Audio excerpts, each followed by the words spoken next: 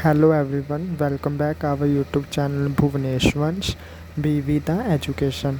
Today's will be our third AEC Ability Enhancement course class in which we will study about BA, BSc and BCom honors EVS syllabus of all.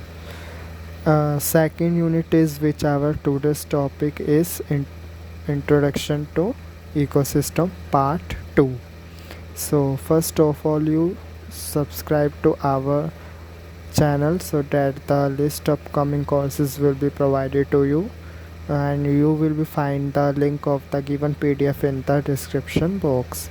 List of our latest B Honors Hindi course semester 2 of DSC 6 Hindi निबंध एवं अन्य गद्य विधाएं lessons playlist videos link will be found in the description box. So we will start our today's lesson ecosystem part 2. So we will learn about in lesson second ecosystem part 2 ecosystem biochemical cycles functions energy flow and productivity. There are some subtopics are biochemical cycles, atmospheric nutrient cycle, these functions, energy flow in ecosystem, productivity and homeostasis. And in our third unit we will learn about ecosystem part third. We are learnt about types of ecosystem services, ecosystem preservations and conservation. So we will start our part 2 of ecosystem biochemical cycles, functions, energy flow and productivity. In third unit it is our second unit ecosystem in our syllabus part second biochemical cycles, functions, energy flow and productivity. There are these some topics. Biochemical cycles में हम पढ़ेंगे atmospheric nutrient cycle and edaphic nutrient cycle. Functions में हम food chain and food webs पढ़ेंगे. Energy flow पढ़ेंगे ecosystem की, productivity and then homeostasis. So our learning objectives, हमारे उद्देश्य क्या हैं इस पार्ट को पढ़ने के. सबसे पहले हम सब कैटेगरीज़ को बायोकेमिकल की कैटेगरीज़ को देखेंगे, कौन सी कैटेगरी में कौन से इकोसिस्टम आते हैं. फिर हम उसमें ग्रेजिंग एंड डेट्रियस फूड चेन्स का डिस्टिंग्विश करेंगे और इसमें हम फूड चेन का काम समझेंगे कि वो किस तरह से ज़रूरी है.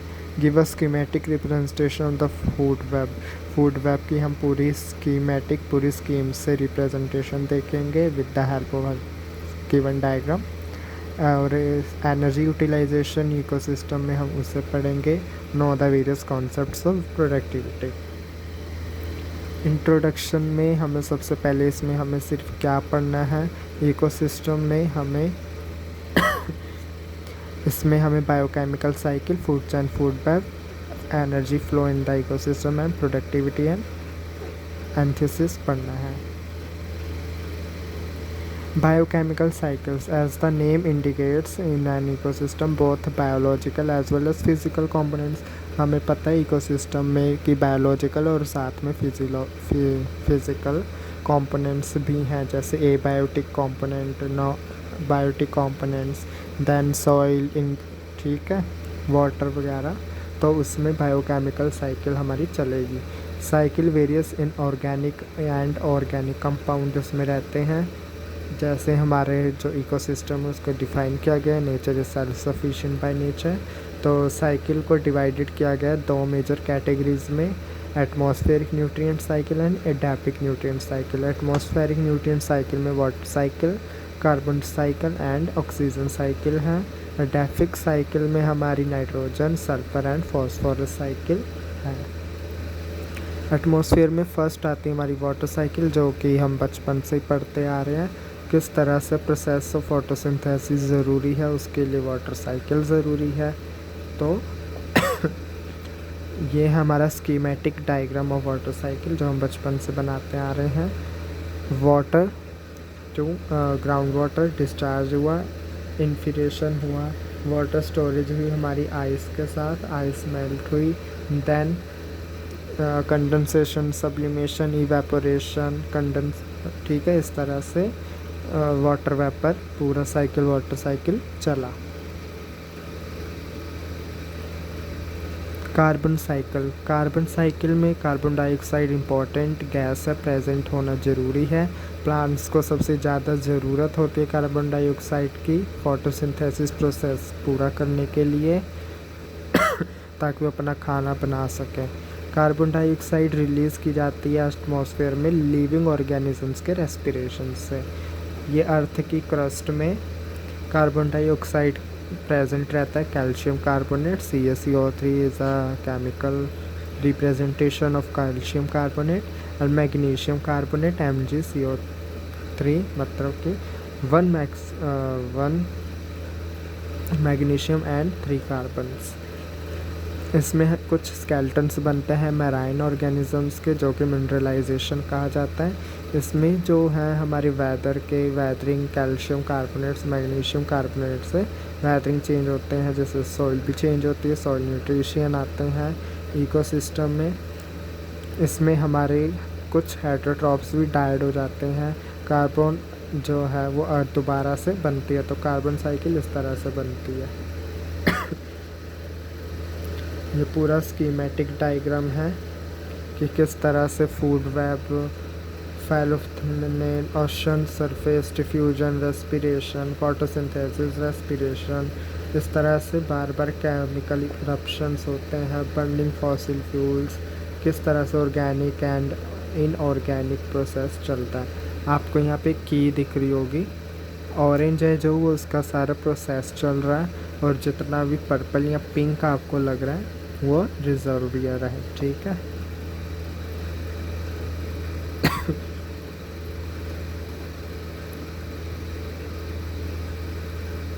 And then oxygen cycle. Atmosphere में एयर कंटेंट्स रहती है 20.94% ऑक्सीजन, जो कि हमने इंट्रोडक्शन ऑफ इकोसिस्टम पढ़ा था। टोटल इसमें 20.94% ऑक्सीजन रहती है एटमॉस्फेयर में। ऑक्सीजन रिक्वायर है सभी लिविंग ऑर्गेनिजम्स के लिए, रेस्पिरेशन के लिए, ठीक है। और इसे इनवेटेबल न्यूट्रिशन साइकिल कहा जाता है, जो कि हाइड्रोस्फीयर के साथ वेटेबल होता है, इक्विटेबल होता है, बट ये हमारा इनविटेबल है। Then we discuss about edaphic nutrient cycle. Nitrogen cycle में हमारा जो साइकिल, इस साइकिल का कॉम्प्लेक्स मेजर है नाइट्रोजन का, वो 79% है। एटमॉस्फेरिक नेचर में हमारी जो एयर है उसमें 79% नाइट्रोजन है। ये हमारी नाइट्रोजन साइकिल है कि the oxygen cycle. Atmospheric pressure है हमारा पूरी एयर में O2 ऑक्सीजन, फोटोसिंथेसिस से हमारे पास ऑक्सीजन आई, और रेस्पिरेशन से कार्बन डाइऑक्साइड। ये एसिमिलेटेड ऑक्सीजन है। बायोमास में burial of organic matter, small transfer sediments, तो इससे हाइड्रोलॉजिक साइकिल बनी। और हाइड्रोलॉजिक साइकिल जब पूरी कंप्लीट होती है ऑक्सीजन के साथ, तो नाइट्रोजन साइकिल है। नाइट्रोजन एंटर्स करती है लिविंग ऑर्गेनिजम्स में, बट हमें दिखती नहीं, ये हमारे only nitrate and ammonium forms में आती है। Nitrogen can be utilize by this, okay, जिसमें हमारे nitrous oxide, nitric oxide, ammonium in nature, ये सभी चीज़ें आती हैं। नॉन बायोलॉजिकल फिक्सेशन में नाइट्रोजन ज़रूरी। आर्टिफिशियली नाइट्रोजन्स कंपाउंड्स बनाए जाते हैं सॉइल फर्टिलिटी, मैन्यूअर्स के लिए, फर्टिलाइज़र्स के लिए, जैसे कि एटमॉस्फेरिक नाइट्रोजन है यहाँ पे, दैन प्लांट्स, दैन एमोनिशन, न्यूट्रिफिकेशन, ठीक है, ये सभी गैसेज हैं। Non symbiotic nitrogen fixation. Non symbiotic nitrogen fixation हमारे कुछ ऑर्गेनिजम्स जो कि मिट्टी और पानी में रहते हैं, जैसे एस्टर एंड एनाबेना एंड नॉस्टॉक, इन सब से हमारा जो नॉन सिम्बायोटिक नाइट्रोजन फिक्सेशन है वो रहता है। सिम्बायोटिक नाइट्रोजन फिक्सेशन में हमारे बैक्टीरियाज, राइजोबियम्स, ये सभी रहते हैं। DNA RNA जैसे हमें पता होगा, तो इसमें भी डिऑक्सीन्यूट्रिक एसिड, ठीक है, RNA वगैरह रहता है। इसमें हमारे सबसे ज़्यादा एग्जाम्पल्स जो रहते हैं, नोड्यूल्स रहते हैं, एनेविया, साइकस, क्लोरेड रूट्स एक्सेट्रा। एमोनिफिकेशन न्यूट्रिफिकेशन में क्या होता है? एमोनिफिकेशन में हमारा जो स्टेप है, जो पीएच वैल्यू है, जो प्रोडक्शन है हमारा ammonia NH3 and ammonium NH4, in compounds के डिकम्पोजिशन से बैक्टीरिया ऑर्गेनिक मैटर में जाते हैं. That and decay plants well as animals and complex compounds are released into the soil, और वहाँ पे डिकम्पोज हो जाते हैं और सिंपलर कंपाउंड्स को बनाते हैं माइक्रो ऑर्गेनिजम्स. जैसे एग्जांपल्स में बैक्टीरिया में हमारा अलग अलग तरह के बैक्टीरिया आ जाएंगे, निट्रोसोमोनास बैक्टीरिया एंड निट्रोसोफोसस बैक्टीरियाज. न्यूट्रिफिकेशंस में हम बैक्टीरिया को इमोबाइलाइज्ड करेंगे, वाटर बॉडीज़ में भेजेंगे. ठीक है.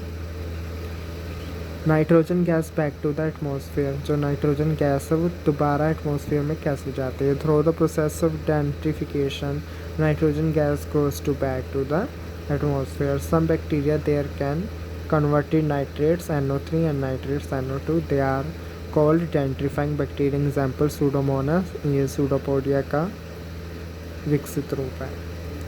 सल्फ़र साइकिल में हमारे सल्फ़र साइकिल का पूरा प्रोसेस आ जाता है. इसका भी स्कीमेटिक डायग्राम से हम लर्न कर सकते हैं. H2 5, ठीक है, hydrogen and sulphide, then SO4 sulphate solution, sulphur dioxide oxidation, sulphur in coal petroleum, organic sulphur in plants. तो ये सारा प्रोसेस साइक्लिंग इन नेचर में चलता रहता है. ये है हमारी सल्फर साइकिल.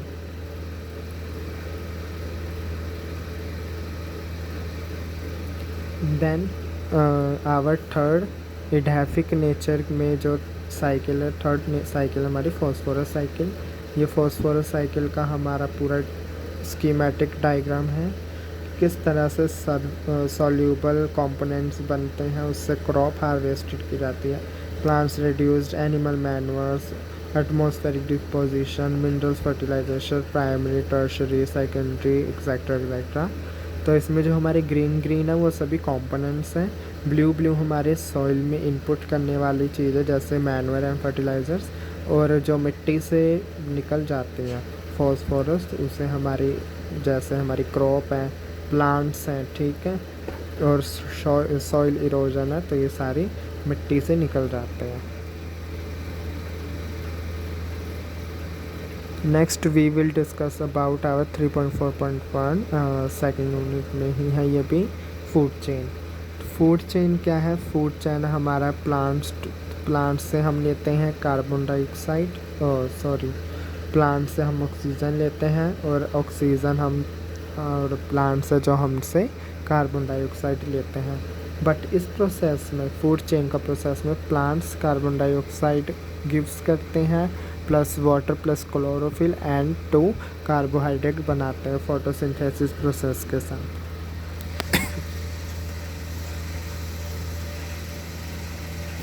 फूड चेन हमने अपने सेकंड वीडियो में EVS के AEC एबिलिटी एनहांसमेंट कोर्स की सेकंड वीडियो में पूरा डिस्कस कर लिया था किस तरह से photosynthesis, consumers, producers, consumers, first consumer, second consumer and top third carnivorous, इस तरह से हमने उसको पूरा 3 स्कीमेटिक डायग्राम से हमने पढ़ा था. Spindle shaped etcetera etcetera.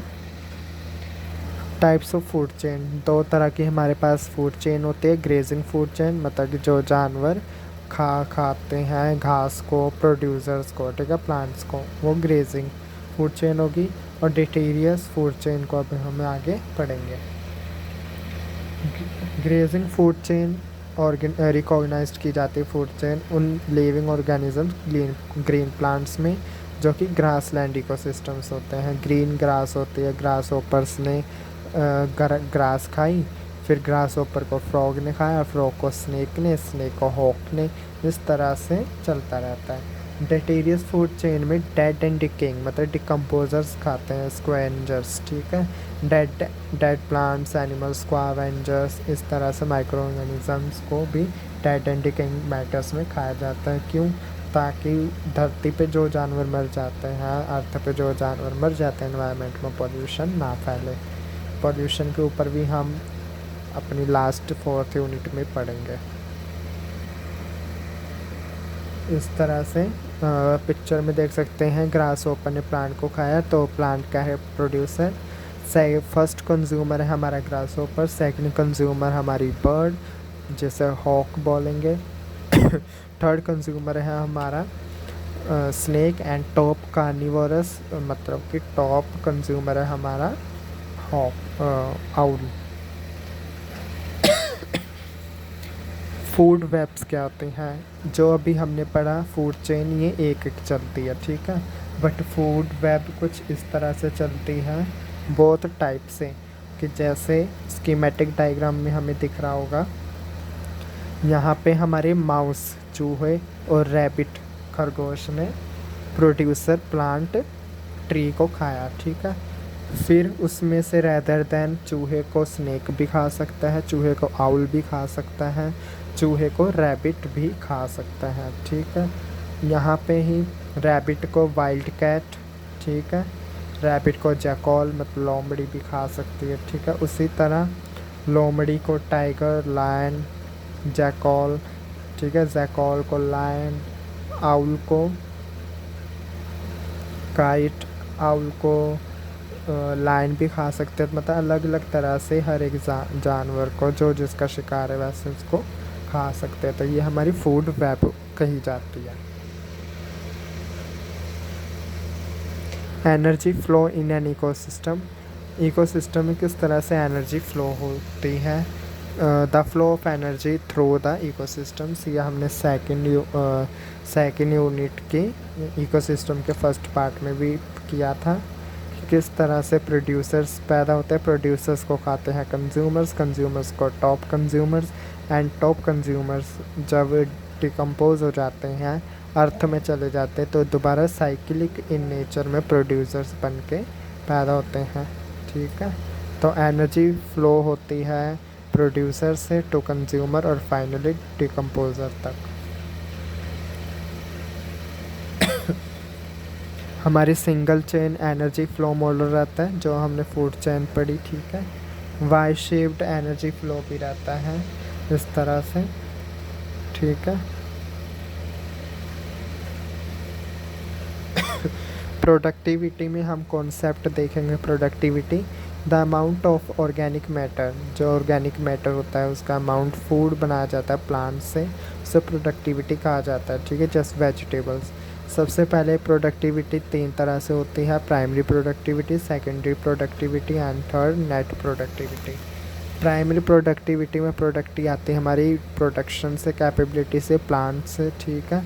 जैसे ग्रीन प्लांट्स, माइक्रो ऑर्गेनिजम्स, ये सभी क्या है, फोटोसिंथेटिक माइक्रो ऑर्गेनिजम्स, ये सभी हमारे प्राइमरी प्रोडक्टिविटी होती है।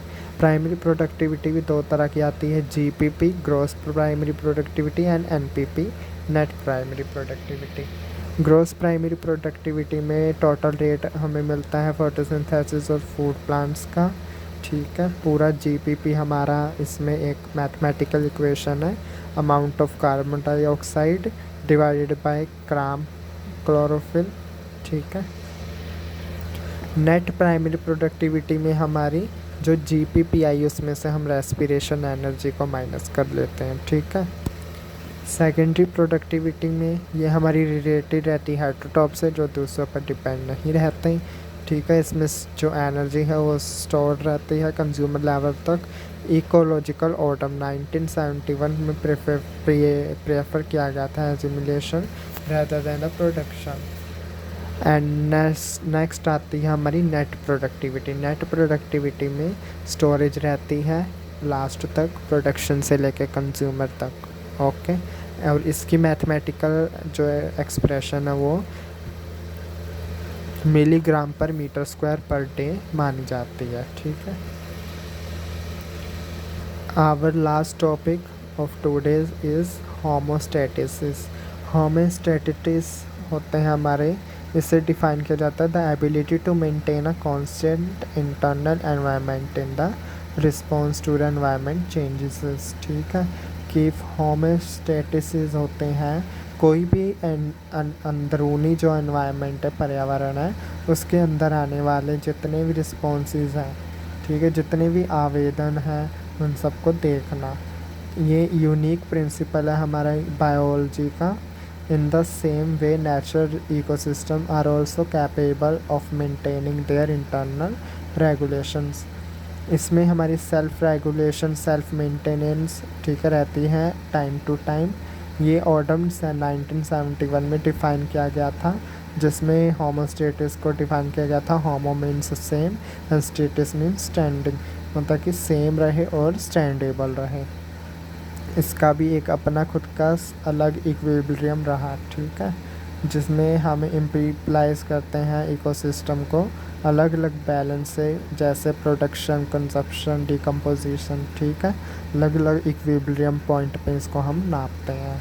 यह हमारी समरी है और यहाँ पे हमारा इकोसिस्टम चैप्टर का सेकंड पार्ट कंप्लीट हो गया है। ग्लॉसरी में हमें प्रोडक्टिविटी क्या दे रखी है? प्रोडक्टिविटी आती है rate of formation of biomass, ठीक है। जीपीपी टोटल रेट है, मटेरियल प्रोड्यूस कितना हुआ। एनपीपी में टोटल रेट है, पूरी स्टोरेज है, ठीक है। सेल्फ असेसमेंट क्वेश्चंस हैं कुछ, ये आप कर सकते हो। रेफरेंसेस बुक भी हैं। एंड कल की क्लास में हम इकोसिस्टम के टाइप्स एंड सर्विसेज पार्ट 3 में हम इस चैप्टर को पूरा ख़त्म कर लेंगे। यूनिट 2 इकोसिस्टम को पूरा कंप्लीट कर लेंगे।